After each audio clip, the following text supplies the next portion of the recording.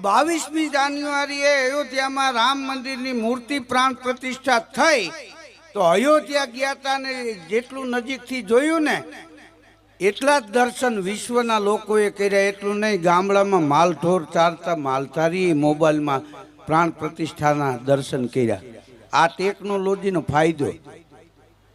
હા, એક ભાઈનો બાબો ખોવાઈ ગયો ને, સ્ટેટસમાં ફોટો મૂક્યો કે આ બાબો મળે તો આ સરનામે પુગાડી દેવા વિનંતી.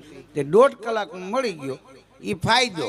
પણ હવે ગેરફાયદો એ થયો કે એ છોકરો હવે નિશાળે જતો જે જોઈ જાય એ ઉપાડીને ઘેરે મૂકી જાય. મળી ગયો કીધું 3 દીથી મળી ગયો છે, હવે એને નિશાળે જવા દો તમે. હા, કોમ્પ્યુટરનો કલમનો યુગ છે. આ યુગ માણવા જેવો યુગ છે. આ યુગ જાણવા જેવો યુગ છે. આ હાઈફાઈ યુગમાં આમાં 45 વર્ષથી 70 વર્ષના બેનું બેઠા છે ને